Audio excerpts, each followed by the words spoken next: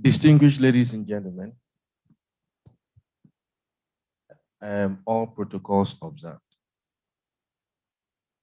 I'll start by thanking Barrister Itomi for the brilliant presentation, which we all listened to. And of course, in his presentation, we saw the trend of the importance of oil as it used to be. And then the trend began, went up and then started coming down. The coming down means that whatever oil was bringing for us before is going, and that is a fact. There's an expression called stranded assets. In the next few years, oil will become what is called in economics stranded asset. And that means that the assets, at first we were afraid oil will finish.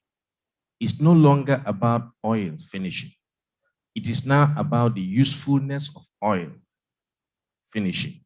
And if an asset is still there and is no longer useful, it is stranded.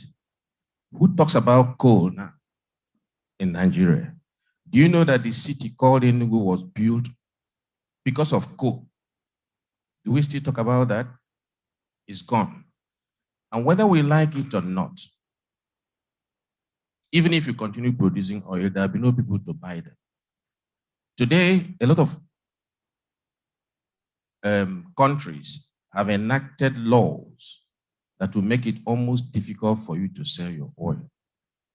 Denmark stopped issuing licenses for new oil exploration in the North Sea. France and a lot of other countries have set deadline where they will no longer use fossil fuel.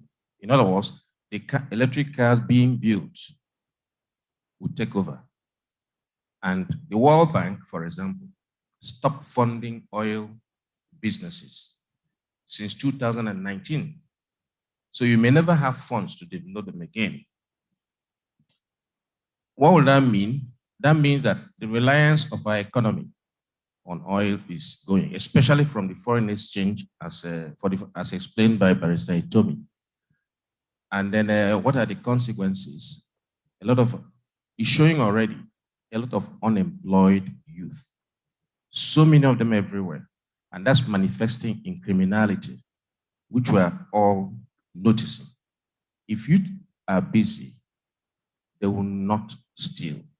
A lot of them will not steal. So if we don't do anything at all, we're going to run into a lot of more problems. Let me take you, I know that Governor Makinde talked about our not going back to nostalgia, but I think I'll go back a little just to situate things for us. Cocoa House in Ibadan was not built with oil money. The granite pyramids we used to know about in North were not built with oil money. And coming to the East, as he explained, where we have palm oil, do you know that Nigeria produced 43% of the world palm oil in the early 60s? Malaysia began commercial palm oil production in 1917. Less than 50 years after, they overtook Nigeria. Palm oil is native to West Africa. This is where God put it. Every other place you see palm oil in the world, they came to take it here. Of course, the story of Malaysia, we all know. And as far back as today, the rank of Nigeria in palm oil production is at number 28. Our neighbors over there, Benin Republic, you know their rank? They're ranked 10th in palm oil production. And not only the rank, they just make up the whole land area of Benin, just about 12% of Nigeria's size. And their population is less than 7% of Nigeria. And they are ranked number 10. You see, I'll give you another example. Thailand, what do we know Thailand for? I think it's rice. A lot of rice comes from Thailand, and we love it. Yes, because they have cultivated over nearly 10 million hectares of land dedicated to rice farming. In addition to that, they are ranked number 7 in the world in palm oil production, which is supposed to be our area of strength. I'm saying this because the past was good, and we can aim to reenact what was here in the past. We can, and I think we can do it. Let me just suggest a few things. To move forward, we have a lot of youth that are not employed. Some of them are graduates of aeronautics engineering, nuclear physics, and all sorts of things we may never use here in the near future. And then what I think is this: there should be conscious effort by governments to mobilize this youth. Anybody who is a graduate can be taught commercial farming in a matter of 3 months. They can be gotten together, trained on commercial farming. Within 3 months, they'll become practical.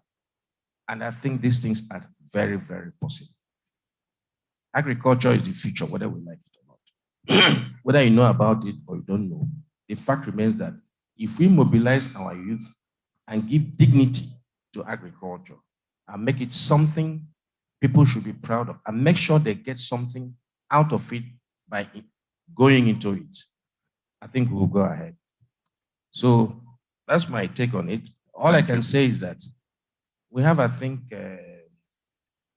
923,000 square kilometers of arable land in Nigeria. And every part of the land in Nigeria grows grass. And anywhere grass can grow, food can grow. We need to mobilize all of us back into action. Thank you very much. Thank you.